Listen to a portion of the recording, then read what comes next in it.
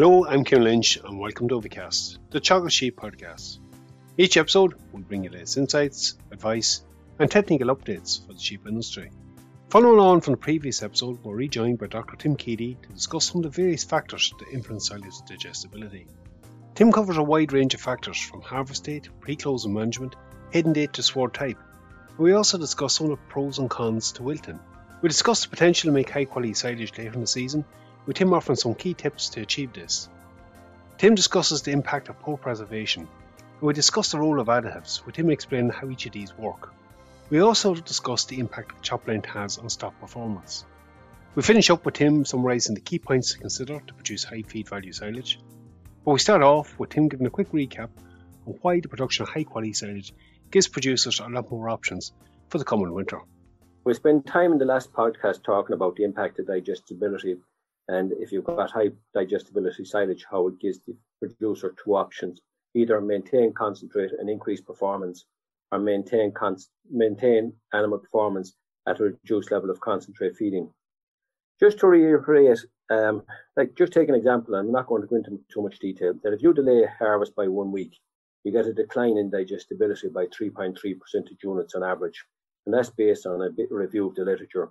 If you take that where you reduced harvest date by 1 week, you reduce digestibility, you reduce the energy concentration of the silage, and you reduce the intake characteristics. That means that if you were to feed that silage to a pregnant ewe, you need about 10 kilos extra concentrate just to maintain performance during late pregnancy. If you fed it to a finishing beef bullock, they'd need approximately 1.5 kilos of concentrate just to maintain performance. And if you're feeding it to a dairy cow, you need about 1.8 kilos of concentrate to maintain performance. So the main factor that affects digestibility is harvest date, and each week you delay harvest, you're dropping digestibility by about 3.5 percentage units. Take me through that in a wee bit more detail. Like you set a target in the last episode, you want to have 75 plus DMD silage. What impact has harvest date now? Yes, harvest date is the key thing that affects it. So that each week we're delaying, we're dropping by 3.5. How are we going to make it? Ideally, the swards should have been closed off. Would have been closed off in some time in some farms just prior to Christmas if they remove sheep off the flock, off the swards, or even where sheep would have been grazing the swards out till the 1st of April. Then them paddocks that have been well grazed till the 1st of April, they still have the ability to produce 75 plus DMD silage. And the aim with them is that you'll be going in the next week to harvest the crop, a standing leafy crop. You'll take a small cut in bulk, but you'll produce high quality. And that high quality means that you'll have ewes that'll be lambed down in good condition next spring. You can reduce concentrate feed level, and you'll have lambs with good birth weight and will have a high survivability. The other factors, Ciarán, that would affect digestibility would be crop lodging. And as you can see, there's a lot of very heavy thunder showers crossing the country at the moment. And if you have a heavy crop, these showers can cause the crops to lodge. If it's a light crop, the plants will start to stand up again. But if it's a heavy crop, lodging will result in an acceleration in the rate of decline in digestibility. And as I said earlier on, that each week you delay harvest, you drop by about 3.3 percentage units DMD. But in a large crop, the rate of drop in digestibility will be 2 times that. So you lose about 6 or 7 units DMD in a large crop situation. A lot of people talk about sward type. And the evidence clearly shows that all permanent pastures that are harvested at the correct stage of growth are consistently capable of producing high DMD silage, similar to that from perennial ryegrass swards. So while the perception among people may be that all permanent pastures will produce low quality grass silage, the bottom line is that if you harvest them at the correct stage of growth, then they will produce high DMD silage and they'll produce reasonable yields. In the last few days, I've seen swards that would have been reseeded in the mid-1950s, producing yields and digestibility similar to the fields beside them, coming off with DMDs of about 75% plus. The last thing that really affects digestibility is the heading date of the grass that's in the swards. And as you know, perennial ryegrasses, they're ranked based on their heading date. So you've got intermediate and late heading varieties. So just cut a long story short, if you compared intermediate heading varieties with late heading varieties, where the intermediate heading varieties would be heading out around the 19th of May, and the late heading varieties heading out around the 13th of June. The evidence shows that if you want to get the same DMD from the late heading varieties, you need to harvest them within 8 days of that of the early heading varieties. That means you're harvesting the late heading varieties in the absence of any seed head emergence, and you're taking a slightly reduced bulk or yield in the crop of silage that you're harvesting for your first cut. If you decided that you're going to delay harvesting the late heading varieties until the 13th of June at 50% year emergence, similar to that from the medium heading varieties, and the 19th of May, 24 days difference between the heading dates, then digestibility will be 7 percentage points lower in the late heading varieties than it will be in the intermediate heading varieties. So just to take that heading day one a little bit further, whereas it is indicative and has an effect, it's the timing of cutting is going to have a bigger effect. The time of year you cut it has a bigger effect on digestibility than waiting for the heading on each of these varieties. Yes, it probably has, but you must take into account there are two things that impact digestibility in any sward grass, and that's why it's important to walk the sward prior to cutting. The first one is what's happening at the top of the sward canopy, namely seed head emergence. But the second thing to take into consideration is what is happening at the bottom of the canopy, and that is the accumulation of dead leaf material. And often, when you're making a decision to cut, you have to base your decision on what's happening at the base of the sward, because a lot of dead material coming in from the base of the sward will have a greater negative effect than a few seed heads emerging at the top of the canopy. No, that's a good point. I just picked that one up. You touched on this already. You mentioned earlier about how swards are grazed late in the back end with sheep or already this spring. Removing that dead material, Tim, probably less an issue in sheep farms because more than likely that ground has been grazed this spring or very late on. Some cattle pastures maybe are dedicated silage ground. That dead butt, or if there's a large carryover, what impact has that on digestibility? Well, if there's a large carryover material, and I presume by large you're saying where it wasn't grazed since the early December, exactly. Then what you're talking about there, Ciarán, is that you're going to get an accumulation of dead material at an earlier date in May than if it had been grazed out. So basically the bottom line is that if you closed early, you harvest early, and if you decide that you're still going to delay harvest until the 20th or the 25th of May, you're going to get a reduction in digestibility of 5 or 6 percentage points because of the accumulation of dead material at the butt of your sward. So what you gain in bulk, you're going to lose in quality. That's right, yeah. But the beauty is that if you have them grazed there, if you have them closed early, it gives you a greater opportunity to harvest them early. And if you're taking a second cut from the same ground to get a good yield of material at an early harvesting date for your second cut and get plenty of grazing for the rest of the season. So then swards really want to be out really by now. Yeah.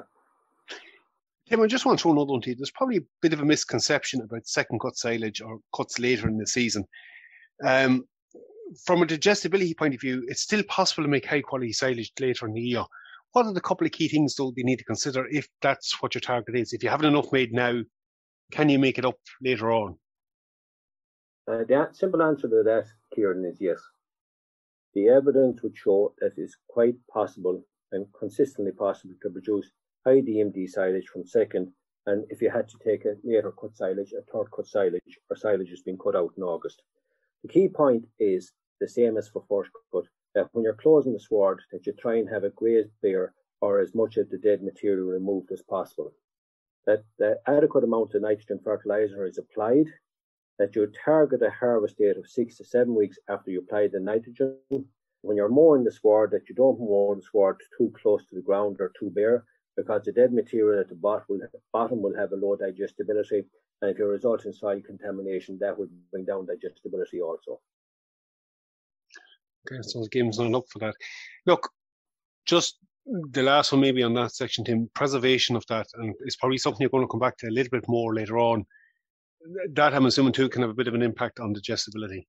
Preservation has an effect on digestibility, Ciarán, because if fermentation, if the silage is in silage untreated and you get a poor fermentation, digestibility can drop by about 3 to 5 percentage points. Okay, so that also has an impact. We have a cut now, we've set that target in it. Talk to me a little bit about wilting, pros and cons of it. Well, sure, the major pro is it reduces effluent production.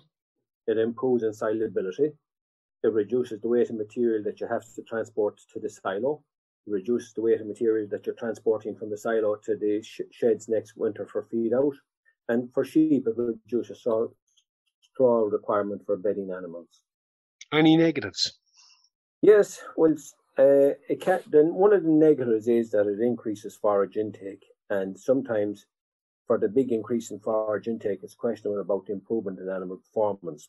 But before I talk about the negatives, I think it's important to reiterate that a rapid wilt is essential. And if you're talking about wilting grass, there's two things that affects the rate of moisture removal from the crop. Firstly is the density of the canopy. And by that I mean is if you take, would say, two swards thrown on top of each other versus the sward tethered out evenly across the surface area, the two swards on top of each other has a higher density in the canopy. That means that it's going to take a lot longer for the moisture to come out of it. And the second factor from a weather point of view is that solar radiation or sunshine is king when it comes to drying grass, and it's more important than wind.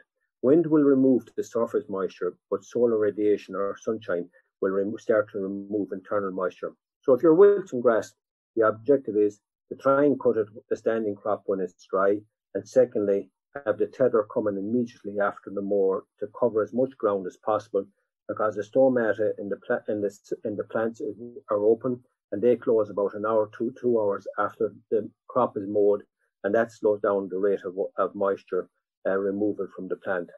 The third thing I'd also think that's important is that you row up about a half an hour ahead of the harvester and no longer. Rowing it up, it turns the bottom upside down a small bit and helps you to remove some surface moisture that may still be on the crop. But having it tethered out for as long as possible is the best way to remove moisture. The third thing is, ideally, you'd ensile it 24 hours after wilting, but not longer, after 36 hours after wilting, because wilting can have a negative effect on digestibility. In some crops, where the crops are left maybe for 48 hours on the ground and left in the swards, digestibility can drop by 2 or 3 percentage point units. Get in straight away, ted it out, roll up, try to get done within 36 hours or more. Yeah, and if you're looking for what's the optimum dry matter to ensile at, I'd say an optimum dry matter is about 25 to 30 percentage points. Once effluent is stopped flowing, for me, that is the optimum dry matter to ensile it. Ensiling it too dry can result in problems that the silo face at the back end or next winter when you start to feed out. Also, it's important that when you are tedding and raking grass, that these two machines are set correctly. The last thing you want is for either machine to be picking up soil, because soil is going to have a lower digestibility and it's going to have a negative effect on animal performance. And the risk of listeria as well, definitely something you don't want. I think you asked a question earlier on what impact it has on animal performance, and the older evidence would show where the rate of wilting was slow, that you increased intake and had little or no effect on animal performance. More recent data from a mean of 11 comparisons with dairy cows showed that wilting slightly increased milk yield, the concentrations of butterfat and milk protein, resulting in a 6% combined increase in fat and protein yield, but at a cost of a 16% increase in silage intake of lactating dairy cows. So there's a bit of a trade-off there. I suppose the converse then to wilting is what you do in showery weather. Like if you take at the moment, ground conditions are pretty good, and you can get weather where are situations where you may end up with maybe one shower that's not too heavy during the day. And there is evidence to show that if grass is suitable for ensiling at about 18 or 19% dry matter, that's the standing dry crop. Then if it goes in wet, we'll say at 14% dry matter, forgetting about the major issues you'll have with effluent, you'll result in the same fermentation and also result in the same levels of animal performance. So my point here is that if you mow down grass in showery weather conditions and are able to mow it down dry, once the grass is rolled up prior to rain coming, then you can harvest on and bring in grass at a dry matter of about 20%. So in other words, I wouldn't be delaying harvesting for a prolonged period of time in the hope of getting a wilt, because that may not happen. And if that wasn't to happen, then you'd end up with wet silage of lower digestibility. Unbroken weather, you just have to take your chance. Look, I just want to finish up with you. I know you could probably talk for an entire episode on this one, but just a little bit on additives and the role in silage production. Yeah, if you went back 20 to 30 years, I'd say about half of the grass in Ireland was in silage treated with an additive. It would be down somewhere about 10 to 20% at the moment. There were many different classes of silage additives. There was acids, organic and inorganic. There was sugars, there was enzymes, there was bacteria, there was absorbents. People use additives for different reasons. They may use it to improve fermentation, to reduce effluent flow with an absorbent, to try and increase DMD, but that doesn't work. But the bottom line is that, for me, the most important measure or reason to select an additive is an additive that's proven to increase animal performance. Because at the end of the day, as a producer, you're rewarded for the increased level of performance or products that you produce, and you're not rewarded for what is the fermentation or the analysis of the silage that you get back from an analysis sheet. So I suppose to summarise in Ciarán, which ones work and which ones don't. The use of an effective inoculant across a wide range of conditions will increase the performance of beef cattle and lactating dairy cows. Formic acid under very difficult conditions where if the material was ensiled untreated, it would be poorly preserved. And other additives such as sulfuric acid, enzyme-based additives, molasses, they'll all improve silage fermentation, but there's a lack of evidence to show that they result in a significant improvement in animal performance. Tim, just in terms of the mode of action of those additives, look, the acids are probably straightforward enough. They're also on the pH. The inoculants, how do they work? They affect it differently in terms of the pathway of the fermentation. So, for example, when you're feeding out whatever in 5 to 6 months' time, you would find sometimes you find no difference in the fermentation of an inoculant treated silage compared to an untreated silage. But the pathway to that fermentation is totally different, in that the use of an effective inoculant will result in a more rapid decline in pH. And when you get a rapid decline in pH, what is happening is that you're going to get the retention of a greater proportion of the more soluble components of the plant due to the rapid and efficient fermentation. Subsequently, retaining more soluble components is going to result in an increase in digestibility. And from a review of the literature of about 40 comparisons a number of years ago, we found that it increased the digestibility by about 2.5 percentage units, and the use of some particular products were increasing digestibility by about 3.5 percentage units. So to cut a long story short, it results from the pathway of fermentation being more rapid, resulting in a retention of more soluble components, resulting in an increase in digestibility.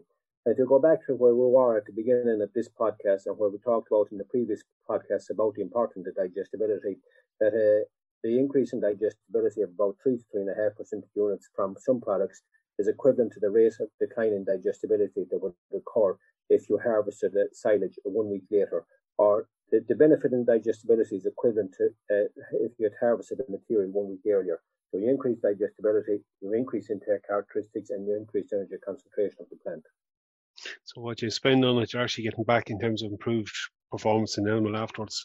The important thing is that if you're looking at these products, you need to look for evidence to show that the particular product that you're using was successful and worked under conditions in which you propose to use it. And yes, at today's prices, if it's an effective product, you will get an economic response. Tim, when we're talking about harvesting, it would be remiss me not to ask you about chop lint and the effect that can potentially have on performance. Yeah, a lot of work was done back in the 70s and 80s at the time that single chops, double chops, and trail precision chop harvesters were quite common. And the evidence would clearly show that for finishing beef cattle and lactating dairy cows, chop lint had little or no effect on animal performance. However, the sheep is a different type of animal, and the evidence from that time would show that reducing chop lint will increase silage intake of pregnant ewes and finishing lamb, subsequently increasing lamb performance. Still, my preference would be in the sheep system to have high digestibility regardless of chop lint, rather than having a finely chopped low DMD grass silage. Also, depending on the system that's being used in some sheep farms because of flock size, etc., it may not be economically viable to consider precision chopping, particularly if they're making big bales. So while chop lint is important, I'd be focusing on digestibility. So basically, Tim, we have the option for precision chop pit preferable, but always go for quality date and whatever works your own system. So just maybe in conclusion, the couple of key things that we need to focus on to produce the 75 plus DMD silage. The first thing, Ciarán, is focus on digestibility. Digestibility declines by about 3.3 percentage units per week, so harvest date is the most important factor. Try and harvest as soon as possible. Set the harvester about 4 centimetres off the ground so that you're not taking in the real dead material at the base of the canopy, and also that you're not getting any soil contamination. If you're wilting, and I'm not saying you should or you shouldn't, but if you are wilting, you need to have a rapid wilt. Train soil after 36 hours maximum. If you are wilting, ted it out immediately after mowing. The most important thing is that these machines are set correctly so you won't get any soil contamination. Targeted dry matter concentration for a pit of about 28%, for bales at about 30 to 35%. If you decide to go with an additive, the important selection criteria for a silage additive is its proven ability to increase animal performance. You're basically talking about formic acid under extreme difficult conditions, or an effective proven inoculant under a wide range of conditions. And finally, in terms of chop lint, ideally, the finer the chop, the better for sheep. There's no effect on performance of beef or dairy cattle, but use the machinery to suit the system that's most economically viable for your particular farm. Digestibility is king. Tim, good having you on. Certainly timely information. Many thanks. Thank you, Ciarán. Okay, we're going to have to leave it there. So for the past 2 episodes, you'll have got some sense of the importance of high quality, high feed value silage has in different systems of production, as well as some of the key factors that can influence how we go about producing it. Perhaps this year more than ever we need to focus on producing high quality silage, as it gives producers a lot more options next winter and can help negate some of that increase in input costs that we're likely to see. That's it for me for this episode. Again, for any updates from our sheep programme, keep an eye on our Twitter page at Teagasc Sheep. I'm Ciarán Lynch, thanks for joining us. Don't forget to subscribe and get notified of any new episodes.